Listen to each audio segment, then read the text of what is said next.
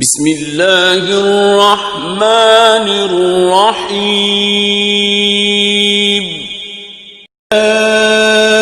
ایہا الذین آمنوا قوا انفسکم واہلیکم نارا وقودها الناس والحجارة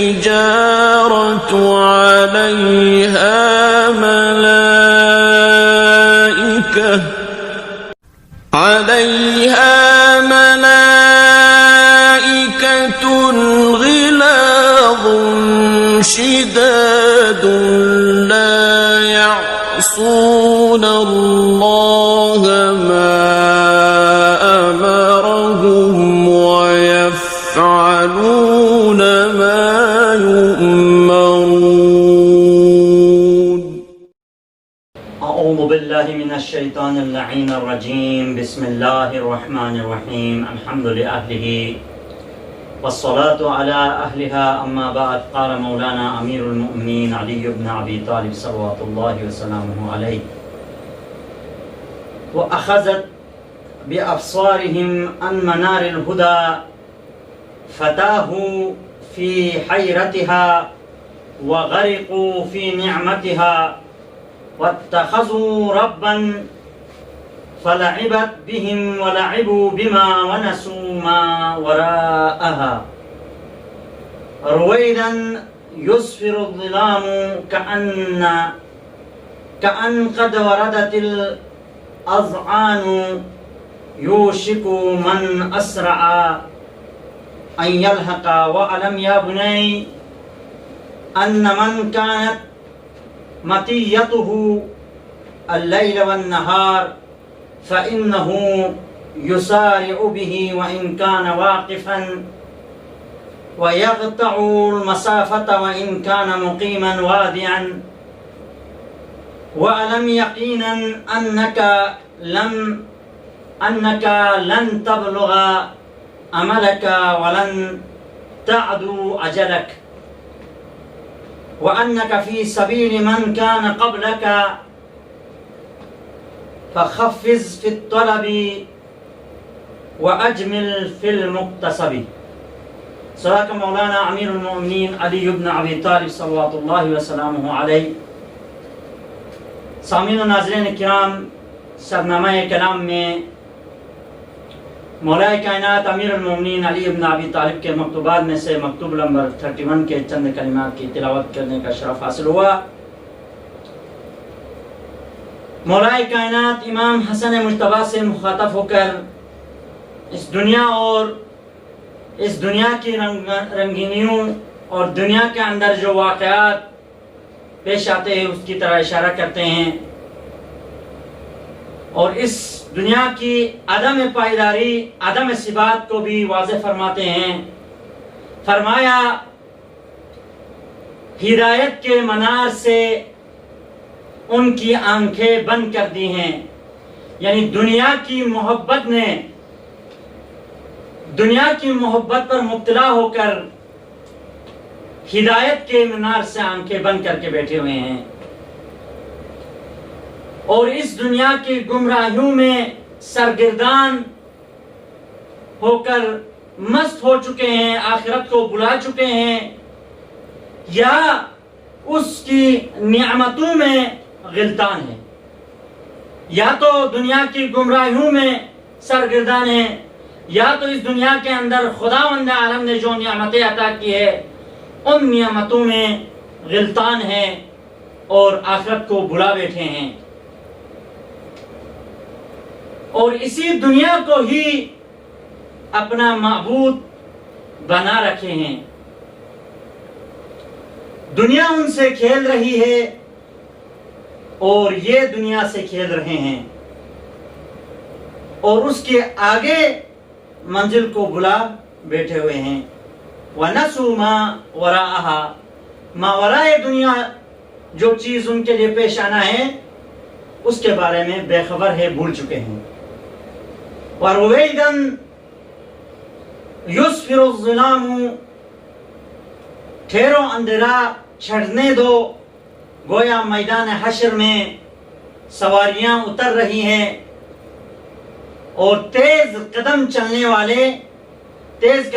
والے وہ وقت دور نہیں کہ وہ اپنے قافلے سے جا ملے۔ وَعَلَمْ یا بنائی، اور معلوم ہونے چاہیے بیٹا، جو شخص لیل و نہار کے، دن و رات کے مرکب پر سوار ہے، وہ اگرچہ ایک جگہ پر بیٹھا ہوا ہے، ایک جگہ پر قیام کیا ہوا ہے، مگر مسافت طے ہو رہی ہے۔ اگرچہ ہم دیکھیں تو ہم اس دنیا میں رکے ہوئے ہیں، بیٹھے ہوئے ہیں، لیکن لیل و نہار کے جو گھوڑے پر ہم سوار ہیں، اس سے ہم حرکت میں ہیں اپنے منزل کی طرف، اور اپنے مسافت کو قطع کر رہے ہیں۔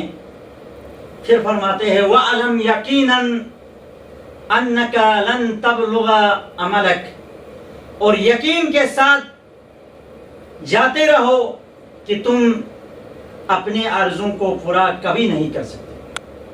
انسان جتنا اس دنیا کے اندر یقین سے بیٹھے، اطمینان کے ساتھ بیٹھے، لیکن تب بھی وہ اپنے آرزوں کو پورا نہیں کر سکتا ہے، اور جتنی زندگی خداوند عالم نے عطا کیا ہے انسانوں کو، اس سے آگے نہیں بڑھا سکتا ہے۔ کسی انسان کی بس میں نہیں ہے، کسی انسان کی قدرت میں نہیں ہے کہ وہ اپنی عمر کو بڑھا سکے۔ پھر مولا کائنات فرماتے ہیں آخر میں وَأَنَّكَ فِي سَبِيلِ مَنْ قَبْلَكَ مَنْ كَانَ قَبْلَكَ فَخَفِّزْ فِي الطَّلَبِ وَأَجْمِلْ فِي الْمُقْتَصَبِ۔ لذا طلب میں، اپنے طلب میں کیا ہے، نرم رفتاری اور کسب معاش میں میان روی سے کم لو۔ مولا نے آخری جو نصیحت کی ہے وہ ہمارے لیے مہم ہے کہ انسان اتنا لالچ اور اتنی دنیا کی طلب میں اتنا غرق نہ ہو جائے، بلکہ طلب دنیا میں بھی میان روی، اور جو کسب معاش میں مبتلا ہے اس کسب معاش میں بھی میان روی اختیار کریں۔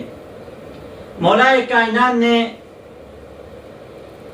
اس مکتوب کے اندر دنیا اور دنیا میں بسنے والے اور آخرت کے ساز و سامان کے حوالے سے مفصلاً گفتگو کی ہے، اور موضوع سخن ہمارا تربیت اولاد ہیں۔ انشاءاللہ آج ہمارے سامعین کی خدمت میں سابقہ نشستوں میں جو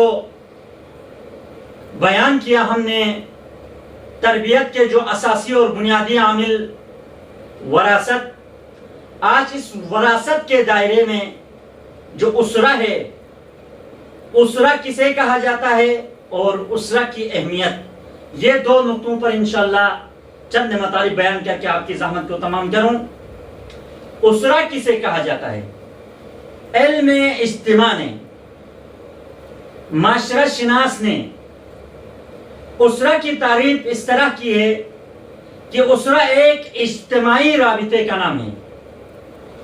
اجتماعی رابطے کو اسرہ کہا جاتا ہے جو میاں بیوی اور بچوں سے وجود میں آتا ہے، اور اس تعریف کے دائرے میں جدید نسل، یعنی جدید نسل سے مراد نواسے، پوتے، نواسیاں اور پوتے پوتیاں بھی کیا ہے اس میں شامل ہے، اور بعض اقارب بھی شامل ہے جو ایک چھت کے سائے تلے زندگی گزار رہے ہیں، وہ بھی اس اسرہ کی تعریف میں شامل ہے۔